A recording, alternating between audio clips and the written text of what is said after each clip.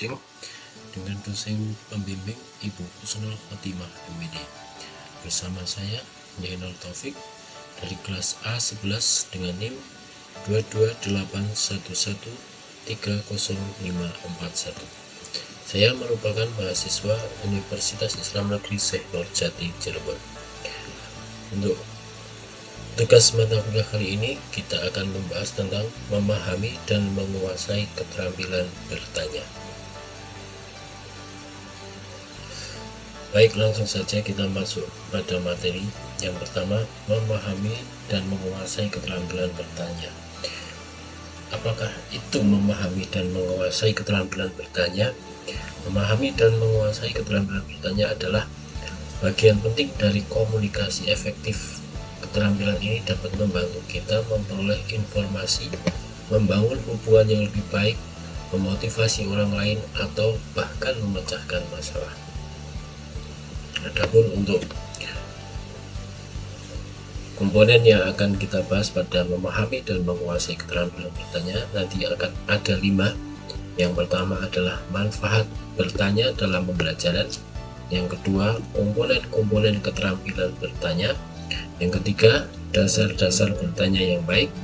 Yang keempat, hal yang harus dihindari dalam bertanya. Yang kelima, berlatih dan meningkatkan keterampilan bertanya. Dan yang terakhir nanti kita akan menyimpulkan. Baik, langsung saja kita masuk ke materi yang pertama adalah manfaat bertanya dalam pembelajaran. Manfaat bertanya dalam pembelajaran. Yang nomor satu adalah meningkatkan pemahaman. Yang kedua, untuk meningkatkan keterlibatan. Yang ketiga, mengembangkan keterampilan berpikir kritis. Mengembangkan keterampilan berpikir kritis ini nanti dengan bertanya, siswa belajar untuk mempertanyakan sumber informasi yang relevan dan keakuratan data. Yang keempat, meningkatkan rasa percaya diri. Dengan siswa terbiasa bertanya, maka mereka akan lebih percaya diri dalam mengungkapkan pemikiran mereka. Dengan terbiasa berbicara di depan umum, melatih kemampuan komunikasi yang penting dalam kehidupan. Yang kelima, mendorong kolaborasi. Pertanyaan yang sering menjadi pemicu diskusi memungkinkan siswa belajar dari perspektif teman-temannya, berbagai pengetahuan, membantu orang lain yang memiliki pertanyaan serupa namun mungkin enggan untuk mengungkapkannya. Yang keenam, membantu pengajar menilai pemahaman siswa. Pertanyaan siswa yang memberikan umpan balik kepada pengajar tentang bagian mana dari materi yang membutuhkan penjelasan lebih lanjut. Yang ketujuh adalah meningkatkan motivasi belajar.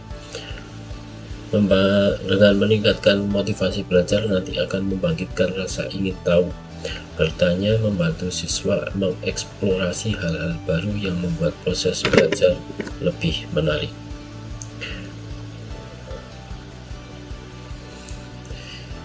Selanjutnya yang kedua adalah komponen-komponen keterampilan bertanya.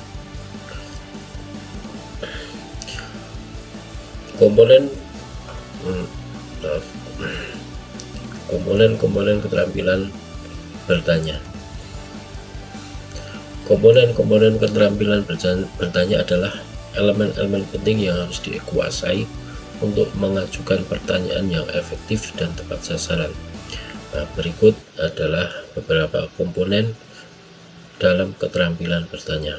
Yang pertama adalah kejelasan dalam mengajukan pertanyaan dengan bahasa yang mudah dipahami, kemudian dengan tujuan kata yang jelas, kemudian struktur yang terorganisasi, maka akan membuat kejelasan dalam mengajukan pertanyaan lebih jelas dan mudah untuk dipahami oleh siswa ataupun lawan bicara. Yang kedua adalah relevansi pertanyaan. Untuk relevansi pertanyaan harus sesuai dengan topik. Pertanyaan harus berhubungan dengan konteks atau pembahasan, kemudian mencakup hal penting, fokuskan pertanyaan pada poin-poin kunci yang perlu dijawab, jangan melebar kemana-mana. Yang ketiga adalah jenis pertanyaan yang digunakan. Pertanyaan terbuka untuk menggali lebih banyak informasi atau mendapatkan penjelasan mendalam. Sedangkan untuk pertanyaan yang tertutup untuk mendapatkan jawaban singkat seperti ya atau tidak. Nah, dengan yang ketiga adanya pertanyaan reflektif untuk meminta seseorang merenungkan pengalaman atau opini mereka. Yang keempat, waktu dan tempat yang tepat.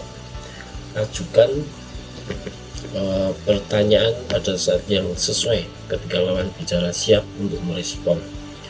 Jika mereka belum siap, maka kemungkinan mereka tidak bisa dengan tepat menjawab pertanyaan yang kita ajukan. Kemudian pastikan suasana atau lingkungan mendukung dengan diskusi yang konstruktif. Yang kelima, nada dan intonasi. Saat kita melakukan diskusi gunakan nada yang ramah dan sopan. Hindari nada yang terkesan menghakimi atau menyerang. Intonasi yang menarik, buat pertanyaan terdengar seperti ajakan atau diskusi, bukan tekanan.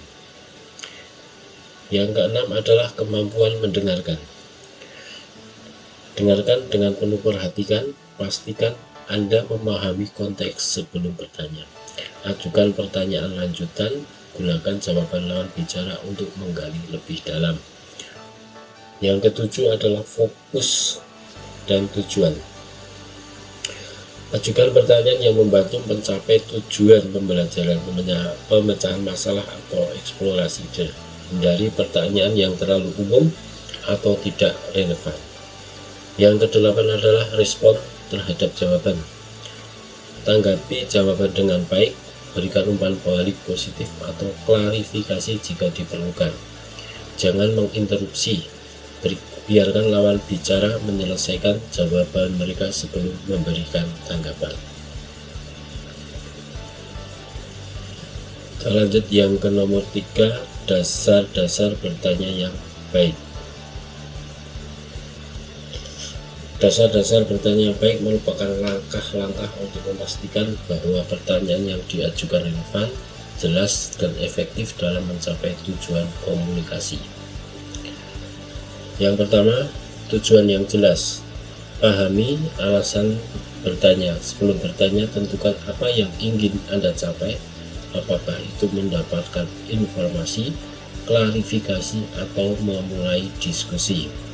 Fokus pada masalah, jangan bertanya secara acak, tetapi pastikan pertanyaan relevan dengan topik yang sedang dibahas. Yang kedua, gunakan bahasa yang jelas dan sederhana. Hindari istilah yang membingungkan. Gunakan kata-kata yang mudah dipahami oleh lawan bicara. Sesuaikan dengan audiens. Pertanyaan harus sesuai dengan tingkat pemahaman orang yang dituju. Jika kita berbicara dengan orang dewasa atau anak-anak, harus kita sesuaikan lawan bicara kita. Yang ketiga, pilih jenis pertanyaan yang tepat. Pertanyaan terbuka adalah untuk mendorong jawaban yang eksploratif. Misalnya, bagaimana pendapat Anda tentang situasi ini? Kemudian ada pertanyaan tertutup untuk mendapatkan spesifik seperti apakah Anda setuju dengan ide ini? Kemudian pertanyaan klarifikasi. Pertanyaan ini untuk memastikan pemahaman, misalnya apakah maksud Anda bahwa seperti itu. Kemudian pertanyaan reflektif untuk mendorong pemikiran mendalam, seperti apa pelajaran yang Anda dapatkan dari pengalaman tersebut. Kemudian timing dan situasi yang tepat. Ajukan pertanyaan di waktu yang sesuai, misalnya saat diskusi berlangsung atau ketika lawan bicara siap memberikan jawaban. Hindari bertanya pada situasi yang tidak mendukung, seperti ketika orang lain sedang sibuk atau emosional. Yang kelima, hindari pertanyaan yang menghakimi. Jangan menggunakan nada atau kata-kata yang menyalahkan, misalnya Kenapa Anda selalu salah? Bisa diganti dengan apa yang bisa kita lakukan untuk memperbaikinya. Yang keenam, bersikap sopan dan terbuka. Ajukan pertanyaan dengan nada ramah dan penuh hormat. Jangan memaksakan jawaban, biarkan lawan bicara merasa nyaman untuk merespon. Yang ketujuh, dengarkan dengan aktif. Perhatikan jawaban lawan bicara sebelum mengajukan pertanyaan berikutnya. Ajukan pertanyaan lanjutan jika diperlukan untuk mendalami jawaban yang diberikan. Yang kedelapan, hindari pertanyaan yang terlalu banyak sekaligus. Ajukan satu pertanyaan dalam satu waktu agar lawan bicara tidak bingung. Yang kesembilan, libatkan emosi positif. Tunjukkan ketertarikan pada jawaban lawan bicara melalui ekspresi wajah, gestur, atau komentar positif. Hindari nada yang terkesan mengintimidasi. Yang ke-10, gunakan teknik bertanya bertahap. Mulailah dengan pertanyaan sederhana, lalu tingkatkan kompleksitasnya berdasarkan jawaban yang diperoleh. Yang keempat, hal-hal yang harus dihindari dalam bertanya. Hal-hal yang harus dihindari dalam bertanya adalah poin-poin penting yang dapat membantu menjaga percakapan tetap produktif, nyaman, dan efektif. Berikut adalah beberapa hal yang sebaiknya dihindari ketika bertanya. Yang nomor satu, mengajukan pertanyaan yang tidak jelas. Pertanyaan yang ambigu atau sulit dipahami dapat membingungkan lawan bicara. Gunakan bahasa yang sederhana, spesifik, dan langsung ke inti masalah. Yang kedua, bertanya tanpa tujuan yang jelas. Yang ketiga, pertanyaan yang menghakimi atau menyerang atau menyalahkan. Kemudian yang keempat, mengajukan terlalu banyak pertanyaan sekaligus. Yang kelima, pertanyaan retoris yang tidak perlu. Yang keenam, tidak memberi waktu untuk menjawab. Yang ketujuh, bertanya dengan nada atau intonasi yang salah. Yang kedelapan, bertanya hal yang sudah dijelaskan. 9, menggunakan pertanyaan tertutup secara berlebihan. Yang 10, bertanya dalam situasi yang tidak tepat. Lanjut ke nomor yang kelima, berlatih dan meningkatkan keterampilan bertanya. Meningkatkan keterampilan bertanya membutuhkan latihan yang terencana dan konsisten. Berikut adalah langkah-langkah efektif untuk berlatih dan meningkatkan keterampilan bertanya. Yang pertama, pahami konsep dasar bertanya. Pelajari jenis-jenis pertanyaan. Pahami perbedaan antara pertanyaan terbuka, tertutup, klarifikasi, dan reflektif. Yang kedua, latihan dengan skenario sederhana. Gunakan situasi sehari-hari. Ajukan pertanyaan dalam percakapan biasa dengan keluarga, teman, atau rekan kerja. Yang ketiga, dengarkan dengan aktif. Fokus pada jawaban. Dengarkan dengan penuh perhatian tanpa memotong pembicaraan. Yang keempat, mulailah dengan pertanyaan terstruktur. Ajukan pertanyaan yang memiliki urutan logis, yaitu pertanyaan awal, kemudian pertanyaan pengembangan, terus pertanyaan penutup.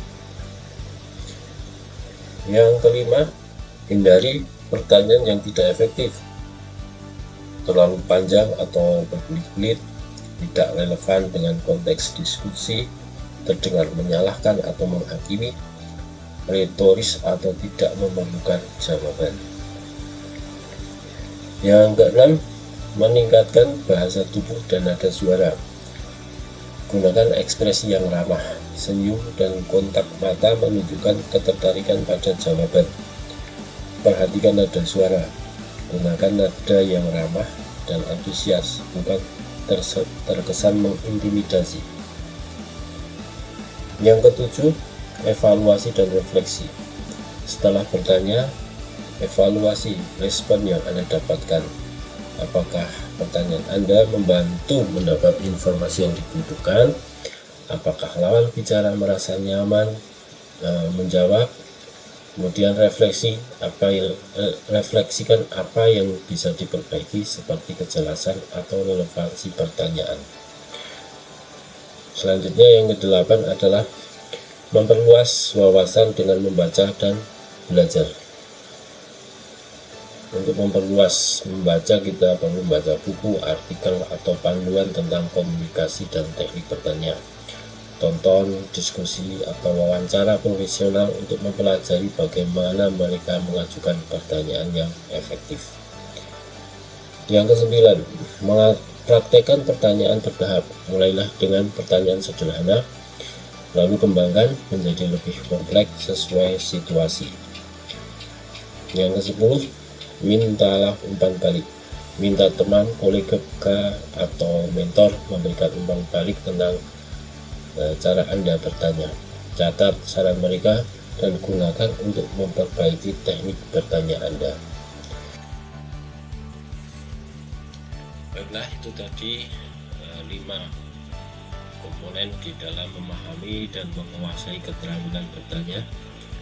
Untuk selanjutnya adalah kita akan melakukan kesimpulan. Untuk kesimpulan dari materi ini adalah keterampilan bertanya merupakan salah satu elemen penting dalam komunikasi yang efektif, khususnya dalam pembelajaran dan interaksi sosial. Dengan memahami dan menguasai keterampilan ini, kita dapat menciptakan suasana diskusi yang dinamis, menggali informasi lebih mendalam, dan membantu memperjelas hal-hal yang belum dipahami.